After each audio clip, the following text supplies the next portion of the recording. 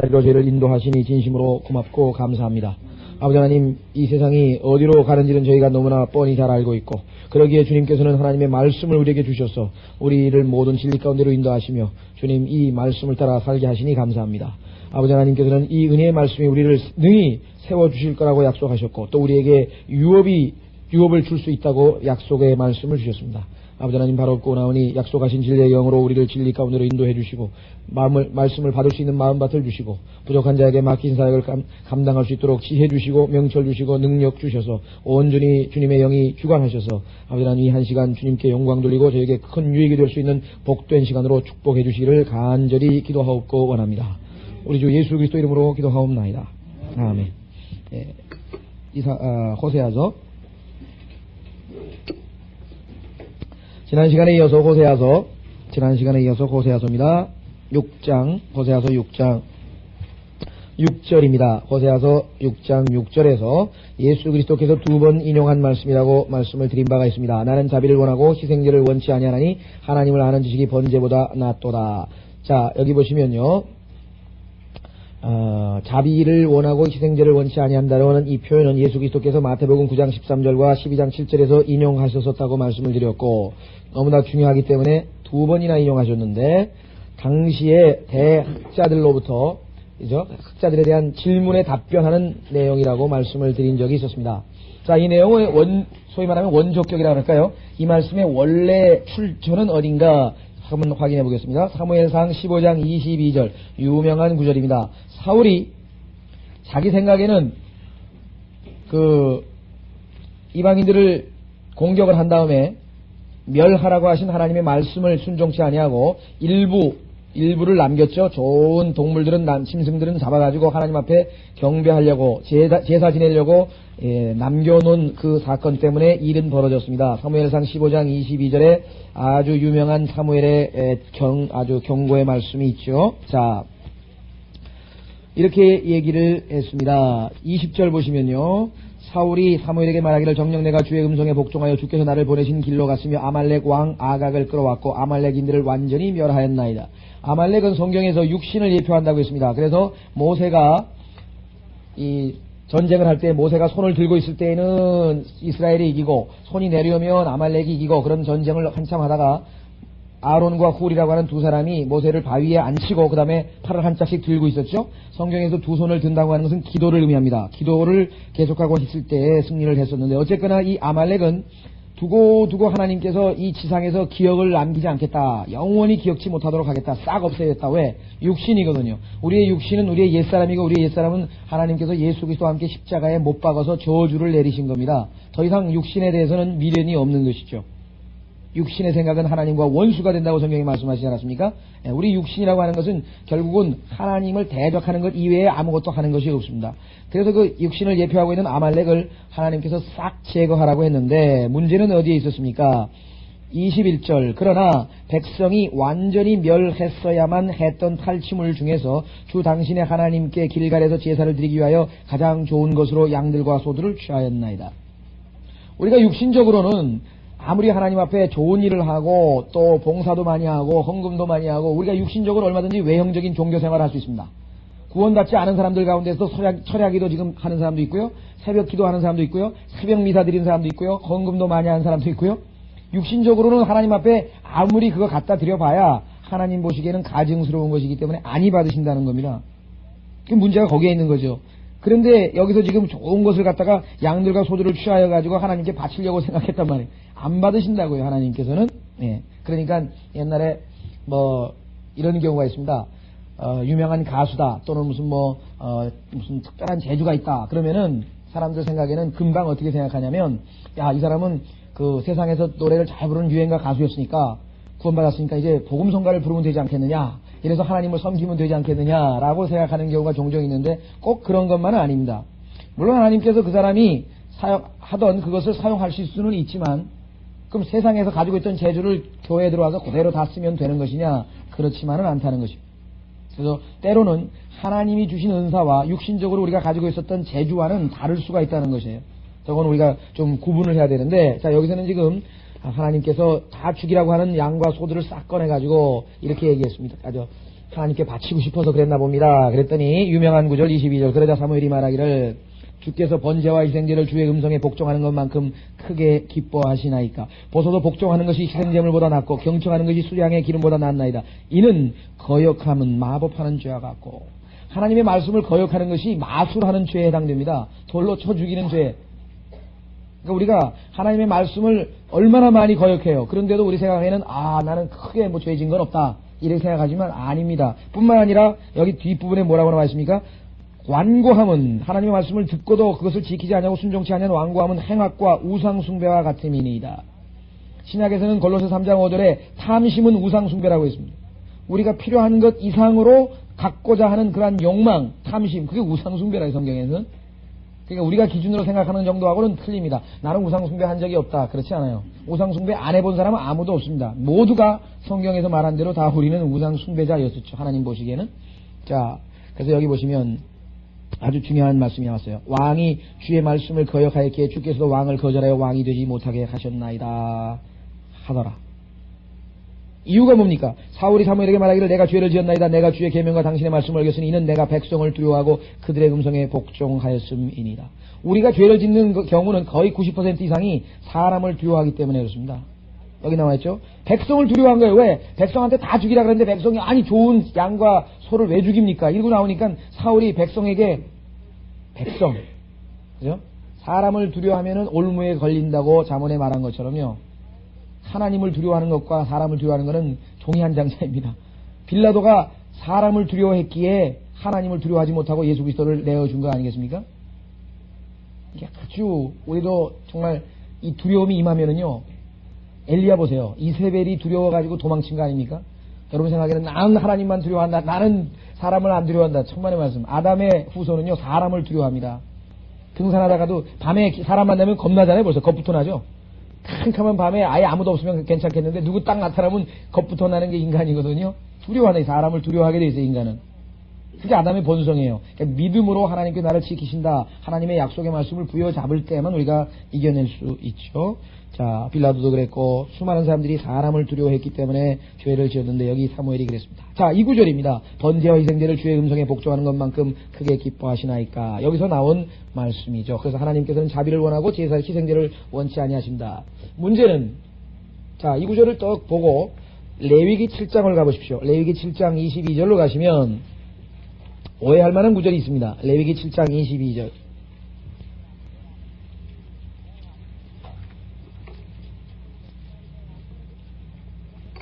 레위기 7장 22절로 가시면 이는 내가 너희 조상들을 이집트 땅에서 인도해냈던 그날에는 번제나 희생제에 관해서 그들에게 이르지도 않았고 명령하지도 아니하였으며 오직 이것만을 그들에게 명령하여 말하기를 내 음성에 복종하라. 그리하면 내가 너희 하나님이 되고 너희는 나의 백성이 되리라. 너희는 내가 너희에게 명령한 모든 길로 행하라. 그러면 너희가 잘 되리라 하였으나 하나님께서 이제 출애굽한 다음에 저기 어디에 가서 한참 동안 저 광야 생활을 하는 도중에 레위기에 나와 있는 명령을 내리셨죠. 그러니까 실제적으로 하나님께서 예레미야 7장 22절입니다.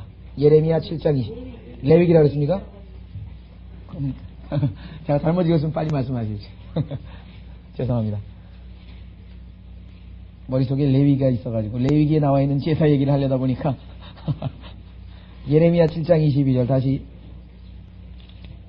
예레미야 7장 22절 다시 읽겠습니다. 이는 내가 너희 조상들을 이집트 땅에서 인도해냈던 그날에는 번제나 희생제에 관해서 그들에게 이르지도 않았고 명령하지도 아니하였으며 오직 이것만을 그들에게 명령하여 말하기를 내 음성에 복종하라. 그래하면 내가 너희 하나님이 되고 너희는 나의 백성이 되리라. 너희는 내가 너희에게 명령한 모든 길로 행하라. 그리하면 너희가 잘 되리라 하였으나 하나님께서 레위기에 나와 있는 의식, 제사 드리는 의식은 출애굽기 때, 출애굽하는 당시에는 지시하신 적이 없죠.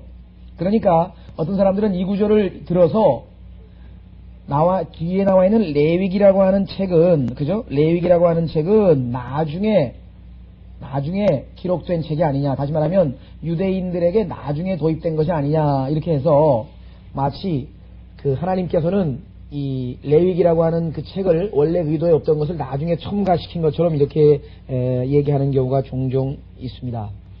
우리가 창세기 공부할 때 이 얘기를 조금 한 적이 있었는데요. 창세기에 보면 이런 얘기가 나옵니다. 자, 하나님의 이름을 하나님의 이름이 처음에는 엘로힘, 그래서 가시라고 번역했죠. 우리가 엘로힘이라고 하는 단어가 나왔는데 창세기 1장 2절에 보니까 여호와 엘로힘 해가지고 여호와라고 하는 이름이 또 나오죠. 그래서 즉 하나님을 엘로힘으로 처음에는 계시했다가 나중에는 여호와로 계시했기 때문에 이 문서, 소위 말하면 엘로힘 문서와 죄의 문서, 이 여호와라고 하나님이 계시된 두 개의 문서가 달리 있었는데 이 두 개를 편집을 해서 창세기를 만들어낸 것이다. 이렇게들 주장을 합니다. 그 다음에 또 뭐 피문서라 그래가지고 제사장 문서 얘기도 하고요. 뭐 하여간 소위 말하면 그러한 여러 가지 그 하나님의 이름이 하나님께서는 필요에 따라서 전능자로서 나타나시기도 하고 여호와 주님으로 나타나시기도 하고 또 복합적인 이름으로 나타나시기도 하고 그것은 하나님께서 자기 자신을 계시하시는 여러 가지 방법이죠. 그렇죠? 그런데도 불구하고 이것을 마치 하나님께서 각각 다른 사람들에게 계시된 것을 여러 시대에 걸쳐서 하나로 묶어서 편집을 해놓은 짜집기다 이렇게 주장을 합니다. 창세기를. 그리고 그것이 오늘날 정설처럼 다 받아들여집니다. 그래서 창세기는 모세가 기록한 것이 아니다. 이게 정설이고요. 예수님은 그러면 뭐가 돼요? 창세기를 모세가 기록했다고 하신 예수님은 무식한 사람이 되는 거죠. 왜? 학자들이 다 밝혀낸 그 학설을 모르고 있는 무식한 사람이 되어버리는 거예요. 그게 아니죠. 이 아스트룩스 클루라고 해서 이 프랑스의 의사인 아스트룩이라고 하는 사람에 의해서 이 단서, 클루란 말은 단서인데 이것은 짜집기 된 것이라고 하는 단서를 하나님의 이름이 서로 다른 것에서 찾아냈다. 그래서 그것을 신학에서는 에스트룩스 클루라고 해서 얘기를 하는데 정말 너무나도 답답한 분이에요. 그러면 뭐 예수님도 그냥 임마누엘이 됐다가 예수가 됐다가 그리스도가 됐다가 예수 그리스도가 됐다가 그리스도 예수가 됐다. 그럼 바울은 예수님을 예수라고 했다가 예수 그리스도라고 했다. 그리스도 예수라고 했다. 그러면 고린도전서 1장에서 그냥 막 예수님 이름이 왔다 갔다 바뀌는데 그러면 그게 다 바울이 기록했다가 또 바울 친구가 기록했다가 다른 사람이 기록했다가 그걸 여러 사람이 짬뽕을 해서 그럼 성경을 만들었냐? 아니죠. 그렇죠? 이 사람들이 참 이상한 사람들이에요. 성경을 예수님도 모세가 기록한 것으로 인정하는데 그거를 안 받아들이기 위해서 그렇게 이상한 학설들을 만들어냅니다. 그래서 신학에서 그것은 그라프 웰하우젠 티어리라고 합니다. 그라프라고 하는 독일의 학자와 웰하우젠이라고 하는 학자 두 사람의 이름을 붙여서 그라프 웰하우젠 티어리라고 하는데요. 여기도 지금 그런 얘기예요. 하나님께서는 분명히 제사의식을 명령한 적이 없다라고 예레미야 7장 22절에 말하지 않았냐. 근데 레위기에 가니까 명령을 했다 이 말이에요. 지키라고 제사 지내라고. 그럼 이거는 벌써 안 맞는 거 아니냐. 이게 두 사람이 다른 사람 아니냐. 근데 우리는 모세 한 사람이 기록했다고 배웠잖아요. 그렇죠. 창세기부터 신명기까지는 모세 한 사람이 기록했다고 배웠는데 그건 아니다. 이렇게 생각을 합니다. 정말 쓸데없는 데 시간을 보내는 사람들이죠. 자, 여기서 말씀하시는 내용은요. 대체가 아닙니다. 제가 호세아서 와보십시오. 호세아서 6장에 보시면 나는 자비를 원하고 희생제를 원치 아니한다고 했을 때 그럼 하나님께서는 하나님 자신이 명령하신 레위기에 나와 있는 모든 제사의식을 그럼 쓸데없다 필요없다 하지 말란 얘기냐? 아니죠. 하나님께서 뭐 내장을 어떻게 해서 뭐 내다버리고 뭐 똥은 어디다 갖다 치우고 뭐 얼마나 자세하게 레위기에 일일이 자세하게 명령을 하셨는데 그게 하나님께서 그럼 그걸 이제 와서는 지키지 말란 소리냐? 그게 아니고 이게 지금 대체하라는 뜻이 아닙니다. 어떤 게 더 중요하냐 이게요. 비교를 해보라 이게 비교를. 자, 하나님께서는 어떻게 했습니까? 카인의 제물은 받지 않으셨으나 카인의 제물을 받기 거부하시기 전에 카인을 벌써 거부하신 거예요. 왜? 마음을 보니까 속을 들여다보시는 분이 믿음이 없다 이게. 시킨 대로 해야 되는데 지멋대로 찬창 차려가지고 자기 의의를 딱 갖다 바치니까 하나님께서 카인을 이부 거부하셨고 그래서 제물도 자동으로 거부된 거죠. 아벨도 마찬가지. 아벨과 아벨의 제물은 받으셨다고 돼 있대. 아벨은 히브리서 11장에 보니까 믿음으로 나아갔대. 자기 아버지에게 시킨 대로 양을 죽여서 가죽옷을 입혀주신 하나님대로 그렇죠? 양을 죽여서 자기가 죄를 양에게 다 안수를 했겠죠. 양 딱 한 마리를 놓고 거기다 안수를 합니다. 양의 머리에다가. 그러면 자기가 지었던 죄가 양에게 다 전가가 됩니다. 죄가. 그러면 하나님 앞에 이 죄인이죠? 이게 납니다. 하나님 죽입니다. 죽이고 내가 죽은 것으로 쳐주십시오. 죄에 대해 싹슨 사망이니까. 그렇게 해서 하나님을 말씀을 믿음으로 나아갔기 때문에 하나님이 먼저 아벨을 받으신 다음에 자동적으로 제물로 받아주신 거나 마찬가지예요. 그래서 여기서도 하나님께서 마음이 하나님의 자비를 먼저 구하는 그 마음이 있고 그 다음에 레위기의 제사도 같이 드려야지 그게 억셉트가 되는 거지. 마음은 냉랭하고 아무것도 없고 형식적으로 그냥 예배만 드리러 와가지고 형식적인 것만 하면 하나님은 그걸 받지 않으신다. 그 말씀을 하시는 거죠. 그렇죠? 두 개를 지금 비교해서 어떤 게 더 중요한가? 마음에 들어있는 예배, 마음에 들어있는 제사, 이걸 원하신다는 뜻이지, 제사, 레위기 제사를 다 없애라, 이런 얘기가 아니란 말이에요. 그러니까 문맥을 읽지 못하면 성경을 아주 오해하게 됩니다. 이사야서도 마찬가지. 이사야서. 보십시오. 1장. 예수님께서 말씀하시기를 뭐라 했습니까? 하나님의 말씀을 거부하는 자들이 무슨 커민과 무슨 박하인가요? 박하의 11절은 드리는도다 했을 때 예수님께서 그러면 11절 드리지 말라 그랬습니까? 아니에요. 이것도 해야 되고 저것도 해야 하리라. 이것도 해야 되고 저것도 해야 하리라. 어떤 사람은 나는 마음을 주님께 드렸기 때문에 뭐 다른 건 안 해도 된다. 주일날 교회 안 가도 천만의 말씀. 두 개 다 해야 된다는 거예요. 그러나 마음이 드려진 외형적인 행동들이 하나님이 억셉트하지, 마음도 안 드려진, 그죠? 마음에도 없는 말을 자꾸 하고 말이에요. 마음에도 없는 신앙 고백하고, 하늘에 계신 우리 아버지 이름을 거룩하게 하옵시며 그래서 쫑얼쫑얼대고 그거 외에는 거 마음에 하나도 없이 그거 헛된 반복 되풀이 하는 거 그거 안 받으신다 이 말이죠. 자, 이사야서 1장에도 마찬가지입니다. 보십시오. 10절. 이사야서 1장 10절. 너희 소돔의 지리자들아 주의 말씀을 들으라. 너희 고모라의 백성들아 우리 하나님의 법에 귀를 기울이라. 이만큼 타락했어요 이스라엘이. 그래서 하나님 보시기에는 소돔과 고모라처럼 보입니다. 너희는 수많은 희생제물이 내게 무슨 소용이 있느냐. 주가 말하거나 나는 수장들의 번제물들과 살진 짐승들의 기름으로 배불렀으며 또 나는 수송아지들이나 어린 양들이나 순념소들의 피를 기뻐하지 아니하노라. 너희가 내 앞에 나타날 때 너희 손에 이것을 가져와 내 뜰을 밟으라고 누가 요구하였느냐. 하나님이 요구하셨죠. 레위기에 보면. 그 얘기는 뭐냐면 마음에도 없이 와가지고 그것만 들고 오면 무슨 소용이 있느냐 지금 그 말씀하시는 것이죠. 헛된 예물을 더 이상 가져오지 말라. 분향은 내게 가증하며 세달들과 안식일들과 집회들을 모는 것도 내가 견딜 수 없으니 심지어 엄숙한 모임까지도 악한 것이니라. 마음에 없는 형식적인 종교는요 하나님의 마음을 너무 마음 아프게 하신다는 거예요.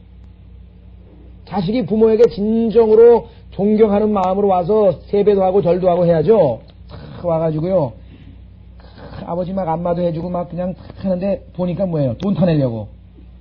그런 사람 있다고요. 그 유명한 신세계 백화점 누굽니까? 주인이 이병철 씨 딸인데 그냥 이병철 씨 막 안마도 해주고 막 온갖 아양을 떨어가지고 그 신세계 백화점 하나 넘겨받은 거 아니에요? 그 유명한 사건입니다. 그 아버지한테 가서 막 온갖 아양을 떨고 막 애교를 떨고 막 그 서비스 했을 때 뭐예요? 머릿속에 뭐가 있겠어요? 우리 아버지 노인이신데 참 어깨도 주물러드리고 이게 사랑하는 마음으로 했겠습니까? 아니면 어떻게든지 이 아버지 마음을 구슬러가지고 뭐 하나 돌아가시기 전에 뭐 하나 받아야 되는데 그 생각했겠어요. 결국은 뭐 속아가지고 신세계 백화점 하나 손겨주고 말았지만 하나님도 지금 그 얘기를 하고 지금 와가지고 뭐 엉뚱한 생각하고 말이야. 축복이나 받아두고 뭐 우리 집안 잘 되게 하려고. 그런 식으로 지금 예배에 오는 그런 것을 얘기하는 것이죠. 그래서 아주 난 엄숙한 모임도 크룩하게 뭐 절세 지내고 다 싫다 이게. 빠이뽀로 가니 막 빠바바방 하면서 막 온갖 멋진 예배를 드려도 다 싫다 이게. 하나님 그런 거 필요 없다 이게. 영과 진리로 경배하느냐 안 하느냐 그게 하나님 보시기에 지금 중요한 거지. 어디 그런 식으로 예배 뭐 아무리 무슨 성가대 그냥 막 무슨 성악가들만 쫙 모여가지고 100명 200명이 그냥 그럴싸하게 해봐야 안 받으신다 이 말이에요.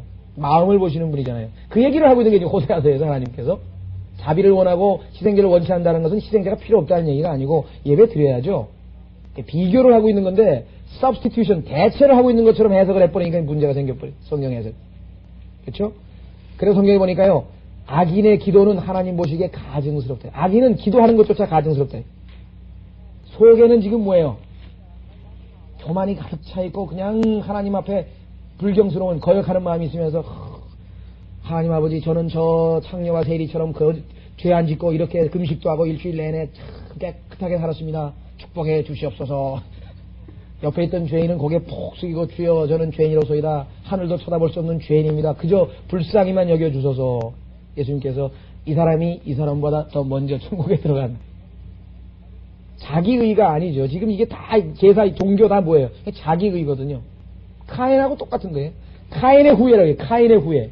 황순원 씨가 쓴 소설대로 이 사람들이 카인의 후예라고 해요. 종교인들. 자기의를 내세운 사람들. 카인의 후예. 근데 우리는 그게 구별이 쉽지가 않습니다. 그죠? 그러니까 하나님만이 아시는 거예요. 그러니까 우리 생각에는 얼마나 멋있어요. 하나님께서 카인과 그의 재물은 거절. 카인을 벌써 안 받으신 거예요. 이거 잘못 마음이 삐뚤어져 나와요. 아벨과 아벨의 재물은 받으신. 자, 그래서 우리는 호세아서 6장에서 중요한 원칙을 아주 신앙생활의 중요한 원칙을 하나 배웁니다. 나는 자비를 원하고 희생제를 원치 아니하나니 이는 하나님을 아는 지식이 번제보다 낫도다. 이것도 해야 되고 저것도 해야 됩니다. 그러나 마음에 담긴 기도요, 마음에 담긴 경배요, 마음에 담긴 찬양이요. 전 솔직히 말씀드려서 이 찬송가 부를 때 하나님 앞에 자백을 하는 경우가 상당히 많은데요. 찬송가를 할 때 그 찬송이 하나님께서 지금 들으시는 것이고 하나님 앞에 지금 내가 드려져야 되는데 쓸데없는 생각이 지나가는 거예요. 하면서 이따가 광고를 뭐 해야지? 뭐 그런 생각이 슥슥 지나가고요. 그래 가사는 마음에 들어오지도 않고 그냥 형식적으로 부르는 경우가 너무 많아요. 기도도 그럴 때도 꽤 있고요. 이게 마귀가 이거를 지금 하나님 앞에 경배라고 하는 것은 영과 진리로 갔는데 영으로 지금 경배하는 게 아니거든요. 그런 상황은. 그럴 때는 정말 하나님 앞에 너무나 이게 죄송스러운 거예요. 왜? 이거 아버지 앞에 가가지고 마음으로 정말 아버지 감사합니다가 아니라 그저 뭐예요? 아버지 감사합니다 하고 절 딱 하고 돈 달라. 딴 데 엉뚱한 내 마음이 엉뚱한 내 마음이. 그래서 우리들 찬송 부를 때 특히 마귀가 그 찬송가 가사 하나하나를 음미하면서 정말 지금 하나님이 듣고 계시는데 지금 하나님을 경배하는 그런 찬양하는 그런 자세로 불러야 되는데 상당수가 뭐예요? 머릿속에는 딴 생각하고 있어요. 가만있어. 오늘 아침에 내가 눈 잠그고 왔나? 뭐 그 생각이 떠오르기도 하고 베레베 생각이 머릿속으로 왔다 갔다 하는데. 그죠? 예. 설교를 들을 때도 마찬가지고 정말 우리가 영과 진리로 하나님 앞에 경배하는 건지 마음에도 없는 예배를 드리는지 늘 한번 경계를 해봐야 되겠습니다. 다시 호세아서 6장으로 옵니다. 7절. 호세아서 6장 7절. 그러나 그들은 사람들처럼 언약을 위반했으며 거기서 나를 거역하여 변절하였도다. 사람들처럼. 왜? 인간은 쉽게 약속을 어기는 게 인간이거든요. 얼마나 멋있어요. 그러니까 자기가 정직하고 자기는 절대 약속을 안 어긴다고 생각하는 사람은 아니래게 성경적으로. 인간은 어느 때는 뭐예요? 자기도 모르게 약속을 어깁니다. 그래서 하나님께서는 인간처럼이라래. 인간처럼. 자, 인간이 악하다고 하는 것은 성경에 뭐 누차 성경에 기록되어 있으니까요. 로마서 1장에 이방인들의 죄가 열거되어 있고 또 예수님께서도 사람의 마음속에 들어있는 것이 마가복음 7장에 13가지를 열거했고 성경에 약 50여 가지의 죄악들을 하나님께서 열거해 놓으신 것이 있습니다. 다 우리에게 해당됩니다. 욥기 25장에 보면 여인에게서 태어난 자가 어찌 깨끗하겠느냐라고 성경에 얘기했죠. 자, 누가복음 11장 13절에 예수님께서 너희가 악할지라도 너희 자식에게 좋은 것으로 줄 줄 알거든. 예수님 제자 보고 너희가 악하다 그랬습니다. 바울도 나는 죄인 중에 괴수라고 했습니다. 전도서 7장 29절에 악을 행치 아니하는 선을 행하고, 그죠? 악을 행치 아니하고 죄를 짓지 아니하고 선을 행하는 자는 하나도 없다라고 얘기했습니다. 시편 39편 5절에 뭐라고 했습니까? 인간이 최상의 상태, 최고로 도덕적으로 뛰어난 최상의 상태에 있는 인간도 하나님 보시기에는 아무것도 아니라고 했습니다. 뿐만 아니라 인간은 모두 거짓말쟁이라고 바울은 로마서 3장 4절에서 이야기를 했습니다. 자, 그래서 인간은요, 약속을 아주 정말 얼마나 쉽게 어겨버리는지요. 자, 한번 확인해 보겠습니다. 민수기에 보면은 발람도 그런 고백을 합니다. 발람도 하나님과 인간과의 차이점에서 인간은 한 얘기를 지키질 않아요. 자기가 한 얘기를 지키지 않는 게 인간이고 하나님께서는 한 번 하신 말씀을 지키는 것이 하나님이라고 민수기 23장에서 이야기를 하고 계십니다. 민수기 23장 19절입니다. 민수기 23장 19절. 발람은 거짓 선지자인데요. 거짓 선지자도 좋은 얘기는 다 잘합니다. 왜요? 그 여러분들이 명심하셔야 돼요. 입에서 좋은 얘기가 나왔다 그래가지고 그 사람이 그냥 다 우리가 받아들일 만한 사람인가 그렇지 않습니다. 좋은 얘기 안 하면 누가 속아요? 좋은 얘기를 하는데, 그죠? 좋은 얘기를 하기는 하죠. 그런데 그 사람이 하나님 앞에 합당한가 안 한가를 우리가 열매를 통해서 늘 봐야 된다고 성경에서 말씀했습니다. 하나님은 사람이 아니시니 거짓말하지 않으시며, 그럼 사람은 거짓말한다는 뜻이죠. 또 사람의 아들이 아니시니 후회가 없으시도다. 그분이 말씀하신 것을 행하지 않으시랴? 하나님은 말씀하신 것을 반드시 행하십니다. 인간은 안 할 때가 많습니다. 또 이루신 것을 이루지 않으시랴? 하나님께서는 말씀하신 것을 그대로 성취하십니다. 그러나 인간은 능력이 없어서 못할 때도 있어요. 틀림없이 2월 말에 돈 갚을게 해놓고 못 갚을 수도 있다고요. 인간은 약속을 왜 없는데 어떡할 거예요? 인간은 그래서 미래 앞을 예측할 수 없는 게 인간이죠. 성경에서 그래서 뭐라 했어요? 내일 일을 알지 못하노라 하면서 인생은 안개와 같다고 얘기했던 야고보가 뭐라고 했습니까? 그저 아니요 이것이면 됐지. 거기서 더 지나쳐서 아니야 난 틀림없이 할 거야. 틀림없이 갚을게. 걱정하지 마. 꺼져. 이 말은 악이라 그래. 차라리 갚을게 약속하지 말고. 왜? 어떻게 자기가 미래 일을 알아요? 1년 후에 갚을 수 있어요? 그게 확실해요? 교통사고 나서 죽을 수도 있고 쩔딱망해서 못 갚을 수도 있고, 그건 모르는 거예요, 인간은. 그래서 마지막 시대의 인간의 특징 중에 하나가 이 언약을, 즉, 깨트리는다. 이렇게 기록되어 있습니다. 한번 확인해 보겠습니다. 디모데후서 3장 3절입니다. 우리 모두가 다 마찬가지지만요, 마지막 시대에는 더 사람들이 약속을 안 지켜요. 하겠다 그러고 안 합니다. 지금 뭐 파이낸스 무슨 온갖 증권사도 전부 약속 틀림없이 어떻게 하겠다 그래가지고 다 더 띄워먹고 다 도망가는 것밖에 없잖아요. 지금 난리가 났어요. 지금 약속을 안 지켜가지고. 자, 디모데후서 3장 3절에 보시면 무정하고, 두 번째가 화해하지 아니하며, 이거 지난번에 우리가 디모데후서 공부하면서 번역이 잘못됐다 그랬죠. 그래서 우리가 지금 하여간 성경을 빨리 좋은 성경 나오도록 기도해야 되는데요. 자, 여기에 화해하지 아니하며라고 하는 단어는 영어의 truce breakers입니다. truce breakers. 이 단어는 무슨 말이냐면요, 약속을 어기는 자를 break, 깨버린단 말이에요. 인류 역사에서 얼마나 많은 국제 조약이 다 폐기되고 broken, 깨져버린 줄 아십니까? 국가 간에 조약을 체결하잖아요. 그 조약 중에 지켜진 것보다 안 지켜진 게 훨씬 많아요. 중간에 서로 평화조약, 강화조약 딱 맺어놓고 쫙 보고 있다가 저쪽에 나라가 좀 신통치 않으면 딱 봐가지고 그냥 침략해서 그대로 삼켜버리는 거예요. 우리나라도 강화조약 맺었다가 일본하고 평화조약 맺었다가 나중에 삼켰죠. 우리 삼켜버려. 뭐 그런 일이 한두 개인가요? 역사상 truce break는 얼마든지 언제든지 발생합니다. 요즘에 마지막 시대에 더 심하다고 지금 바울은 우리에게, 요즘 뭐 약속이라고 하는 게 이건 완전히 휴지 조각이에요. 휴지 조각. 약속 어음? 그걸 어떻게 믿어요? 약속 어음을 어떻게 믿냐면 휴지 조각이지. IMF 나니까 뭐 다 휴지 조각이에요. 다 휴지 조각. 예?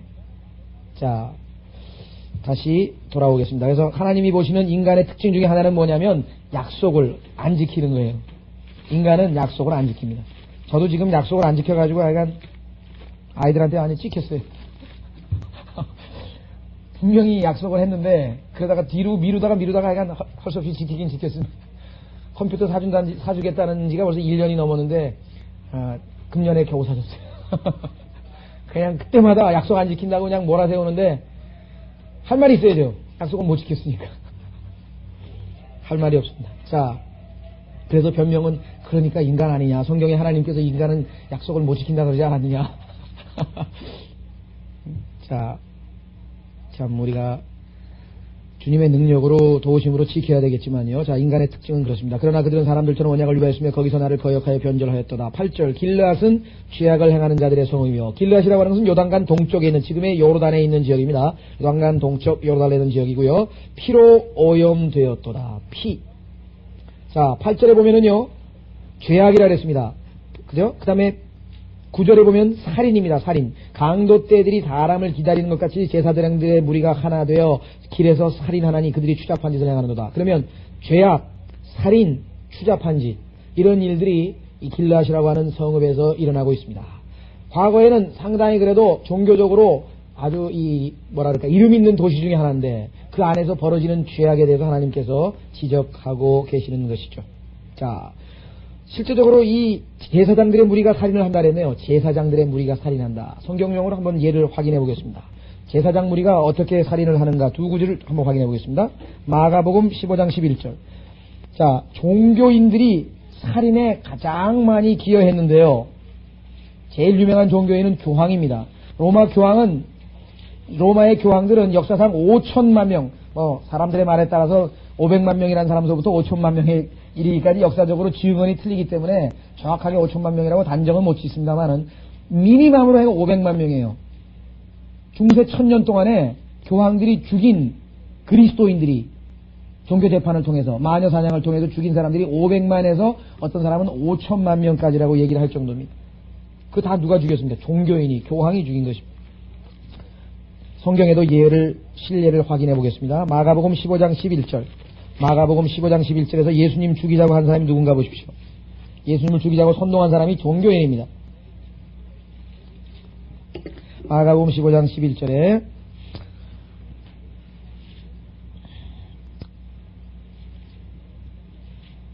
자, 9절부터 보시면 그러나 빌라도가 그들에게 대답하여 말하기를 내가 너희에게 유대인의 왕을 놓아주기를 원하느냐고 하니 이는 그가 대제사장들이 시기로 인하여 주를 넘겨준 것을 알았기 때문이라. 예수님을 시기해서 넘겨준 것을 알았습니다.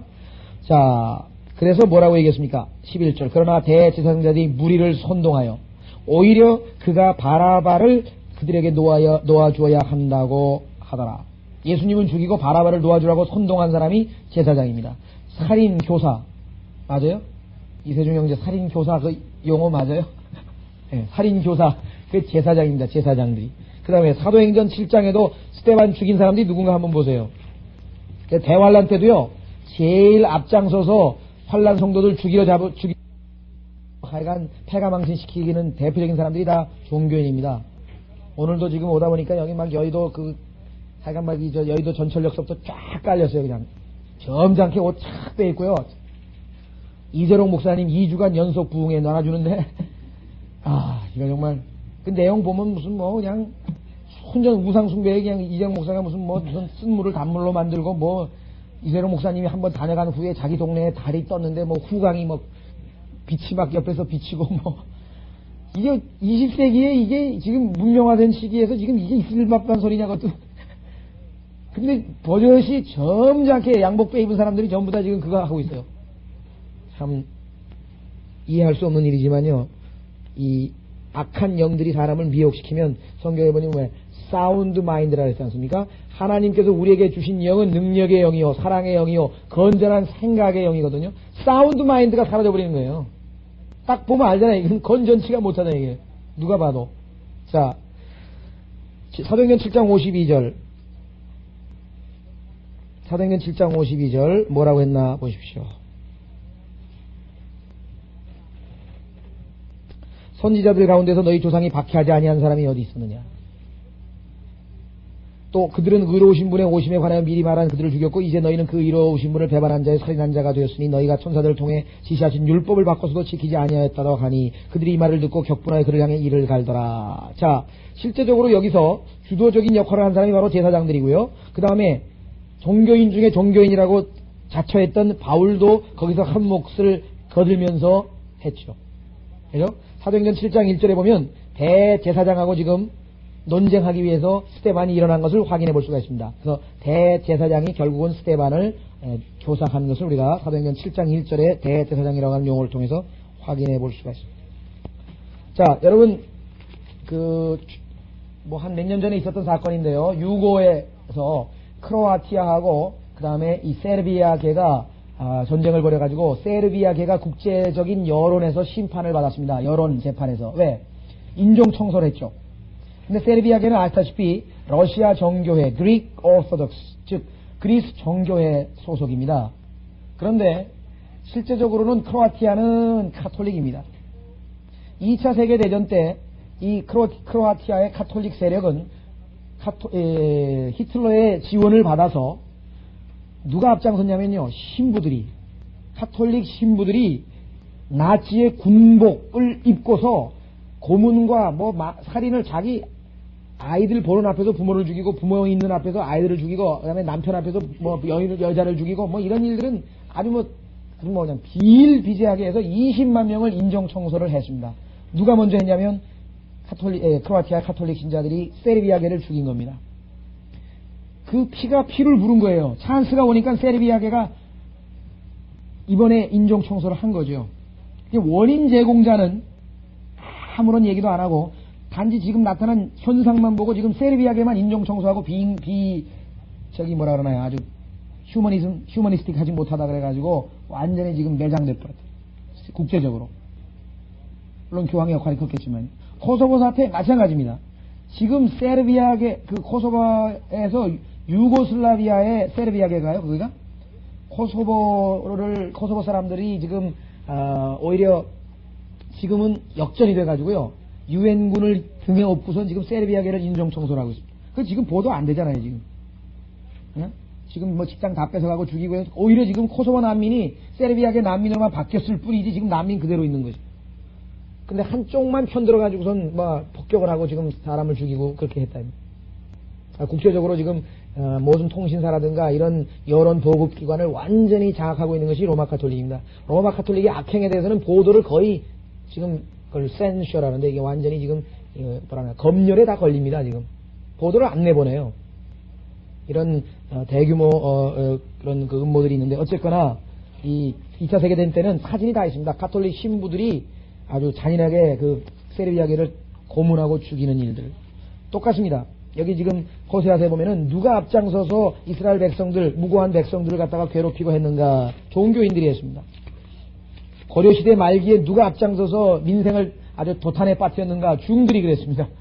중들이. 신라시대 말기에 누가 백성을 도탄에 빠뜨리고 사치에 빠졌는가? 중들이 그랬습니다.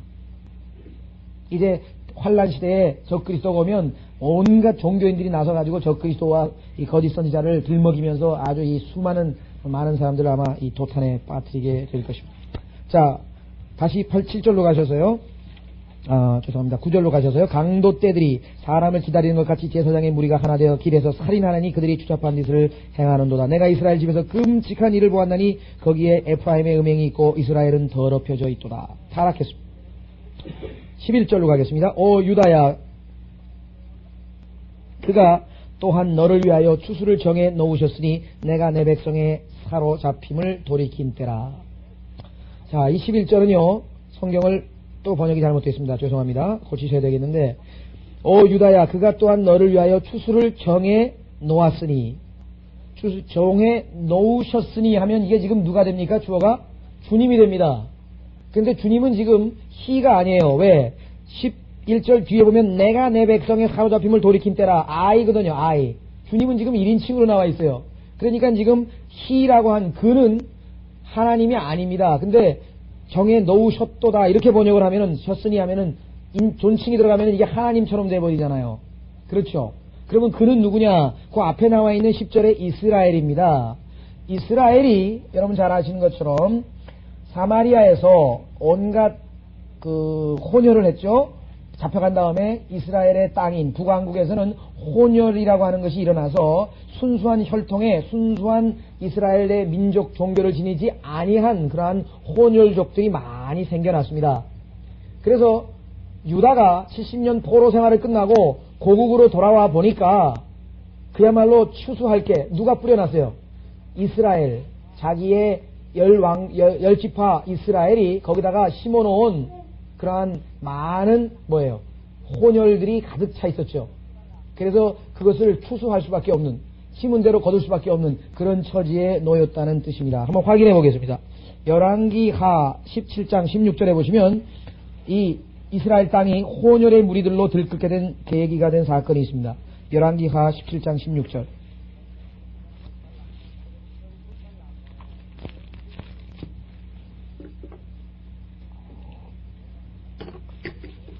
열왕기하 17장 16절에 보시면은요, 이스라엘 백성의 죄가 나와 있죠. 자, 그들이, 그죠? 그들의 하나님의 모든 계명들을 떠나서 자기들을 위하여 주저한 형상들, 즉 두 송아지와 한 아세라를 만들고 또 하늘의 모든 군상에게 경배하며 바알을 섬겼으며, 또 그들의 아들들과 딸들로 불을 통과하게 하고 점괘와 마법을 사용하여 스스로를 팔아 주의 목전에 악을 행하여 그를 경노케 하였더라. 그러므로 주께서 이스라엘에게 심히 노하시어 그의 목전에서 그들을 제거하셨으니 오직 유다 지파 외에는 아무도 남겨두지 아니하셨더라. 자, 그래서 이들은 결국은 23절에 보면요, 주께서 이스라엘을 그의 목전에서 제거하셨으니 이는 주께서 그의 모든 선지자들을 통하여 말씀하신 대로였더라. 그리하여 이스라엘이 그들의 본토에서 아시리아로 끌려가 오늘에 이르니라. 자, 그런데 아시리아에 이스라엘 사람들이 일부가 끌려가고, 자, 아시리아 사람들을 데려다 놨어요. 24절. 아시리아 왕이 바벨론과 쿠다와 아와와 하맛과 스팔와임으로부터 사람들을 데려와서 이스라엘 자손을 대신하여 사마리아의 성읍들에 두니. 그래서 이들이 뭐예요? 남아있는 유대인들하고 혼혈이 생겨났더니 혼혈. 그렇죠. 자, 그래서 느헤미야 13장으로 가보시면요. 느헤미야 13장에 가면은 70년 포로 생활을 끝내고 왔더니 이거는 하나님께서 심어놓은 순수한 이스라엘 백성이 아니고 완전 이 혼혈들로 가득한 더럽혀진 땅이 된 것을 확인하는 경우가 나옵니다. 느헤미야 13장.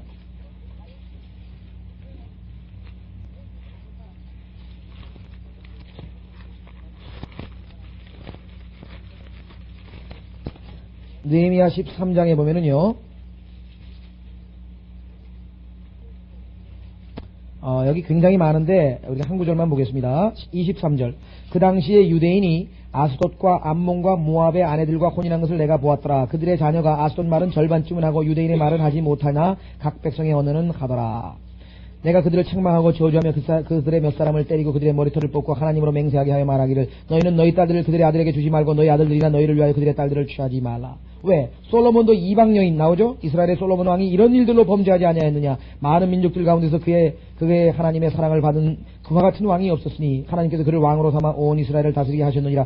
그러나 그조차도 이방 나라 여인들이 죄를 짓게 하였느니라. 그래서 혼혈하지 말라고 신신당부하고 하나님께서 여러 번 말씀하셨는데 결국은 혼혈이 일어나서 엄청난 그러한 대가를 치르게 됩니다.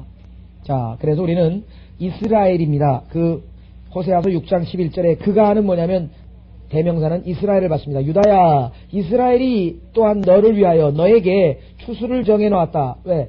그가 엉망진창으로 도덕적으로 타락해서 이방민족이 와서 살다 보니 네가 와서 그것을 다 뒤치다거리를, 소위 말하면 이 추수란 말은 뒤치다거리를 네가 해야 될 판이다. 이렇게 지금 말씀하신 것이죠. 자, 다시 계속해서 내가 내 백성의 사로잡힘을 돌이킨 때라. 언제? 바빌론 포로에서 돌아올 때. 유다가 바빌론 포로로 돌아와 보니 완전히 나라가 어떤 꼴이에요? 완전히 이거 무슨 자기 나라 말도 못하는 그런 사람들만 가득 차 있는 그런 모습을 보게 되었다는 말입니다. 자, 7장 1절서부터 10절까지는 상당히 내용이 명쾌합니다. 자, 7장 1절서부터 10절까지 우선 읽고 보겠습니다. 내가 이스라엘을 치유하려 했을 때 에프라임의 죄악과 사마리아의 악이 드러났으니 하나님께서 이스라엘을 치유해 주려고 보니까 악이 드러났어요. 이는 그들이 거짓을 행하고 도둑이 안으로 들어오며 강도떼가 밖에서 약탈함이라.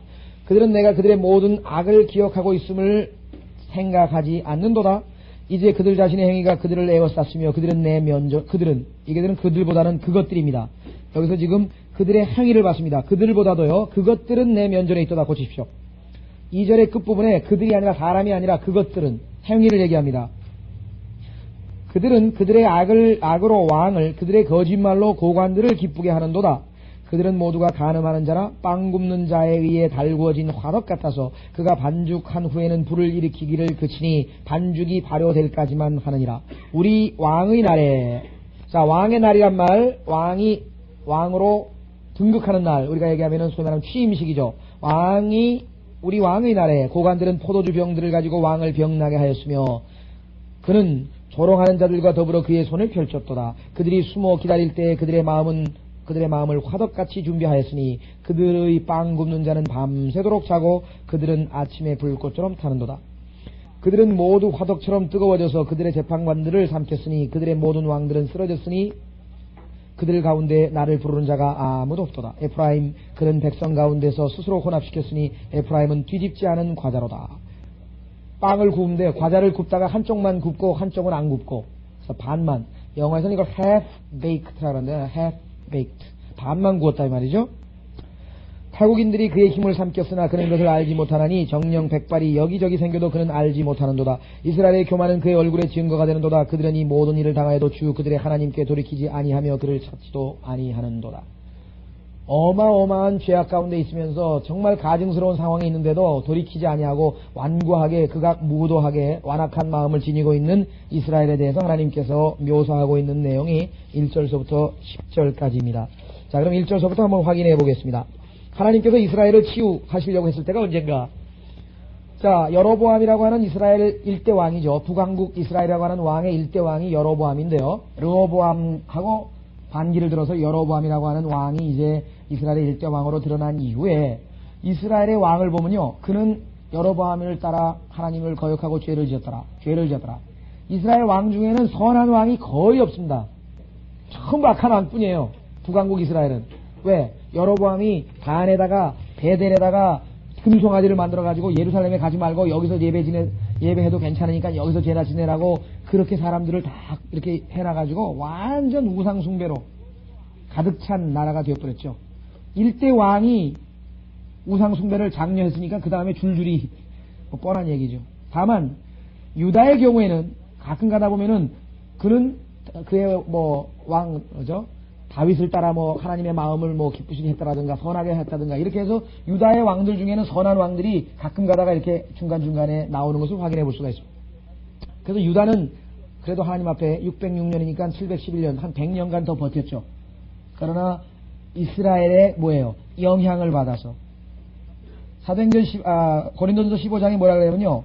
evil communication. 악한 사람하고 교제를 하면 선한 행실이 부패된다 그랬어요. 빨리 빠져나와야 돼, 빨리. 그렇죠?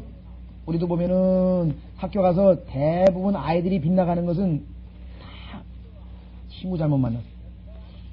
여기 슈퍼 아주머니 오늘 제가 얘기를 좀 해봤어요. 네, 아이가 둘이 있는데, 딸은 뭐 저기 다니는데요.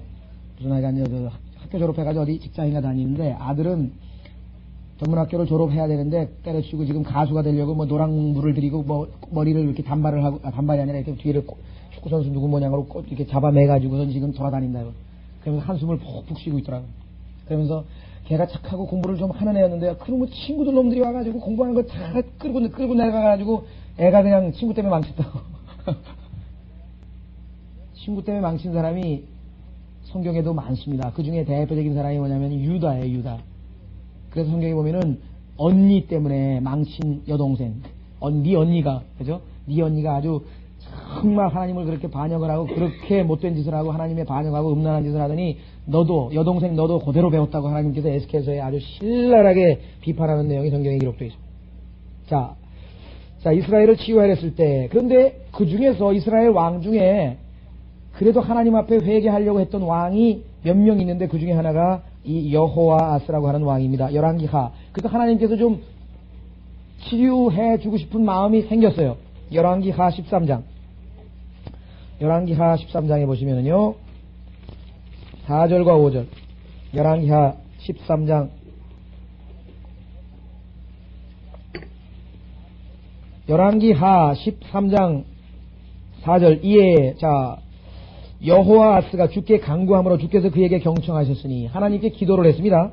이는 시리아 왕이 그들을 억압함으로 주께서 이스라엘의 억압당함을 보셨습니다. 주께서 이스라엘에게 구원자를 주시어 그들이 시리아인들의 손에서 벗어났으니 이스라엘 자손이 이전과 같이 그들의 장막에서 거하였더라. 근데 문제는 6절에 가 있네요. 그럼에도 불구하고 그들이 이스라엘로 죄를 짓게 한 여로보암, 제1대 왕이죠. 여로보암의 집에 죄들에서 떠나지 아니하고 그대로 행하였으며 사마리아의 아세라는 원래는 번역이 영어 킹제임 성경에는 그로브입니다. 그로브라고 하는 말은 작은 숲인데요. 작은 숲. 옛날에 우상 숭배를 할 때에는 작은 숲을 만들어 가지고 거기다가 딱 우상을 앉혀놓고 거기다 가서 절을 합니다. 저기 명동 성당 앞에 가면은요, 작은 숲을 만들어 놓고 거기다가 마리아상을 딱 만들어 놨죠. 똑같습니다. 거기다가 가서 가면 절할 때 작은 숲을, 여기 나무도 만들어 놓고 숲을 만들어 놨죠. 근데 이것을 지금 한킹에서 번역할 때 작은 숲, 그러니까 사람들이 못 알아들을 거 아니냐. 그래서 그냥 히브리어로 그냥 쓰자 해서 아세라라고 지금 그냥 두었는데, 번역을 영어는 해놨습니다. 영어에는 그로브라고 해서 작은 숲으로 번역을 했기 때문에 우리도 번역을 하는 게 더 좋을 것 같습니다. 어쨌거나 우상 숭배하는 걸 그대로 두었습니다. 그래서 하나님께서는 여호와스라고 하는 왕이 회개하고 그래서 부흥을 보내주시고 이제 치유해 주시고 싶었는데, 호세아서 7장 1절 다시 돌아갑니다. 어떤 상태가 됐나 보세요. 치유를 해주고 싶었는데 보니까 어떤 상태인가. 내가 이스라엘을 치유하려 했을 때 에프라임의 죄악과 사마리아의 악이 드러났으니, 지금 금방 봤죠? 사람들이 여전히 여로보암의 죄를 따라 행하고 여전히 작은 숲을 만들어 가지고 우상 숭배하는 것을 하나님이 보셨습니다. 뿐만 아니라 도덕적으로 이는 그들이 거짓을 행하고 도둑이 안으로 들어오며 강도떼가 밖에서 약탈함이라. 완전 무법천지입니다. 우리나라도 지금 뭐 합법적인 도둑이 하도 많죠. 세금을 저렇게 해서 저렇게 떼어먹으면 되고, 저렇게 해서 떼어먹으면 되고, 예? 요번에 보니까 합법적인 게 아니라 뭐 전과자도 막 국회의원 후보에 뭐 그냥 거의 20%에 육박하잖아요. 그죠? 그냥 실정법을 어긴 사람들, 그 중에는 뭐 민주화 투사라고 하는데, 민주화 투사 아니라 무엇라도 하여간 법을 어긴 건 어긴 거 아니에요. 그죠? 그 이상한 사람들이 민주화 투사를 그럼 민주화 운동하면 법 안 지켜도 됩니까? 그건 이상한 논리더라고요. 민주화 투쟁을 하면 법을 안 지켜도 된다는 논리를 펴고 있어요. 사실 김대중 대통령도 법 안 지킨 거 많죠. 옛날에 땡깡 부리고 하여간 김영삼 대통령도 마찬가지고. 법이 있으나 마나요.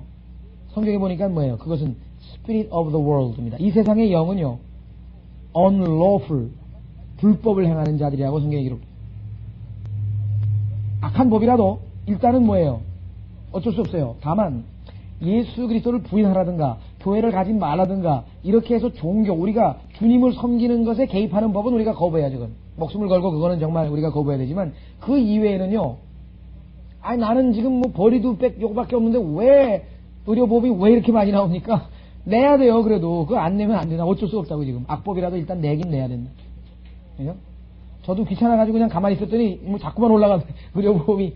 근데 저는 피부병 때문에 하도 병원을 많이 가서 그냥 그래 나는 의료보험의 혜택을 너무 많이 받으니까 많이 내라 그래도 어쩔 수 없다. 저는 기쁨으로 냅니다. 왜냐면 뭐 저는 뭐 일주일에 3번씩 병원을 가는데 그잖아요. 나는 오히려 의료보험에 덕을 보는 사람이니까 입 다물고 그냥 내긴 내는데 병원에 안 가는 사람들 중에서는 왜 뭐 그죠?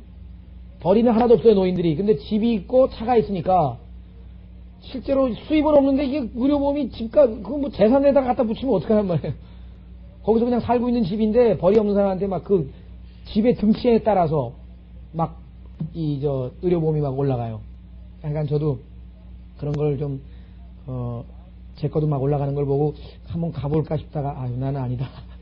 안 갔습니다만은 어쨌거나 약간 뭐 부법천지입니다. 약탈 강도떼가 밖에서 약탈 도둑이 안으로 들어오고 이스라엘 사회가 막 엉망진창입니다. 엉망진창. 2절 그들은 내가 그들의 모든 악을 기억하고 있음을 생각하지 않는도다. 자 여기가 아주 결정적이군요. 결정적이고. 자 하나님께서는요 우리의 모든 악을 다 기억하고 계신다는 거. 근데 그것도 모르고 이 사람들이 지금 악을 그죠? 자 한번 확인해 보겠습니다.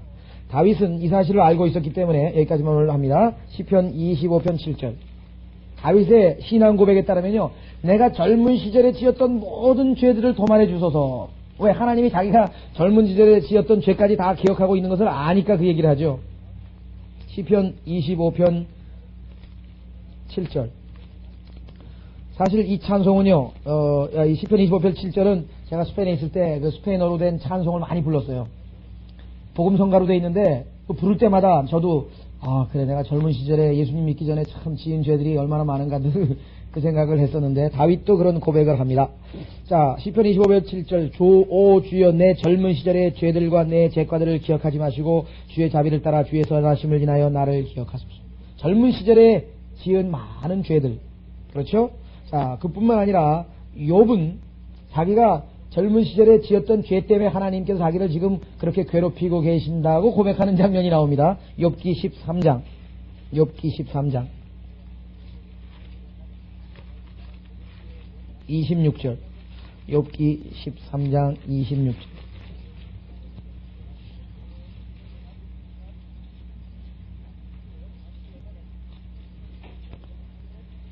욥기 13장 26절 주께서는 나에 대한 괴로운 일들을 기록하시며 나의 젊은 시절의 죄악들을 소유하게 하시나이다. 아 하나님께서 내가 젊은 시절에 지었던 그 죄를 다 기억해가지고 지금 나에게 이렇게 심판하시는구나. 물론 그렇진 않았는데 그렇게 지금 욥은 생각할 수밖에 없었던 것입니다. 그렇죠? 예. 자 그래서 하나님께서는 우리의 모든 것을 기억하고 있는 분입니다. 정말 어리석은 사람들이 있어요. 어떤 사람이냐 하나님은 사랑이시다. 이 구조 하나만 붙들고 그냥 성경에서 그 구조 하나가 붙들고 신앙생활하는 사람이에요. 하나님은 사랑이시라.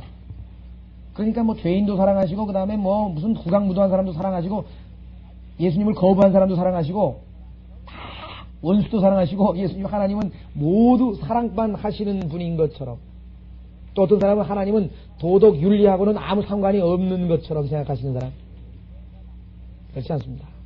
만약에 어떤 신이 있는데 그 신이 말이에요 죄도 심판하지 않고 죄인도 구원하려고 들지 않고 자기가 한 말도 지키지 않는 신이라면 그런 신을 뭐하러 섬깁니까? 뭐하러 그 신을 믿고 그러죠? 그런데 우리 하나님은 호세아서에 나와 있는 이 하나님은 어떠한 분이신가? 시편 139편 여러분 너무나 잘 알죠? 뭐예요? 우리가 일어서고 앉고 서는 것을 다 아시는 분이에요. 언제 가서 어디 앉아있다가 어디 왔는지 다 알아요. 무슨 극장에 가서 어느 좌석에 앉았다가 왔는지도 다 안다고 하나님께서 예? 어디 가서 앉고 서는 것까지 다 안다 이 말 뿐만입니까?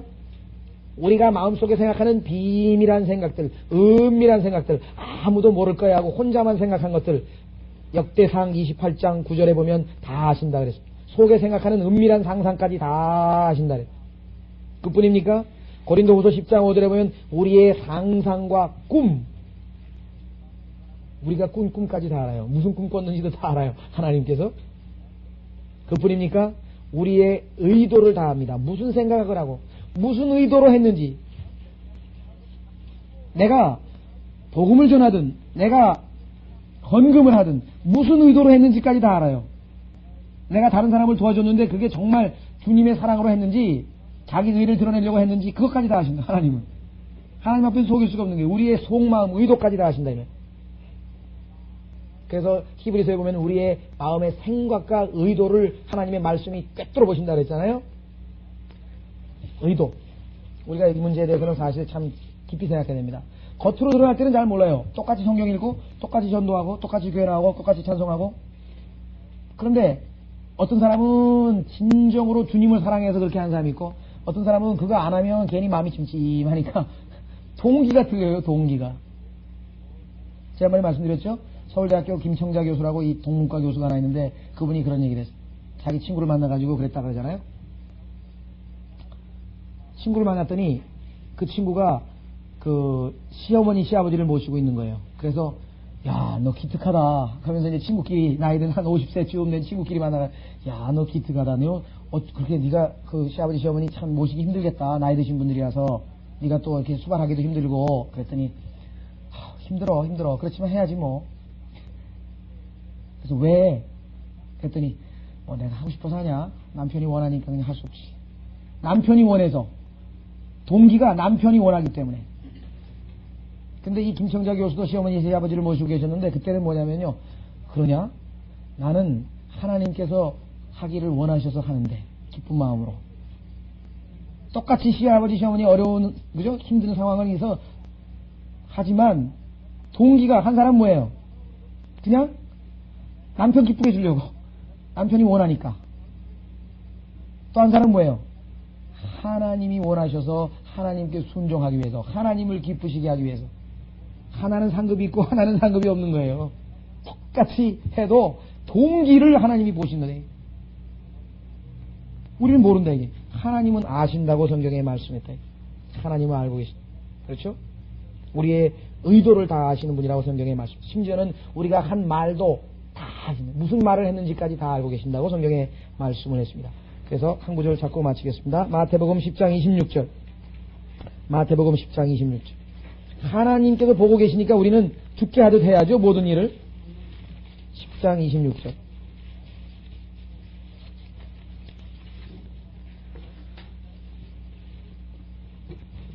제가 무슨 복음이라고 그랬습니까? 예? 마태복음. 예, 10장 26절이죠. 예. 그러므로 그들을 두려워 말라. 가려진 것이 드러나지 않을 것이 없고 숨겨진 것이 알려지지 않을 것이 없느니라. 여러분들이 억울하게 누명 써도요 다 알려집니다. 나중에 다 진실이 드러나요. 억울할 거 하나도 없어요. 하나님이 다. 그 대신 여러분이 옳지 못한 동기로 행했던 모든 것도 다 드러나는 거예요. 그러니까 하나님 앞에서 차라리 기도를 해서 주님 난 이건 못하겠습니다 하고 씨름을 하고 주님 앞에서 결국은 솔직하게 못하겠습니다 버틴겨야지, 하겠습니다 해놓고 형식적으로 그냥 어설프게 하면은 나중에 그건 눈가림밖에 안 되는 거예요. 하나님 앞에서. 호세아서 7장 2절까지 다음 시간에 3절서부터 하겠습니다.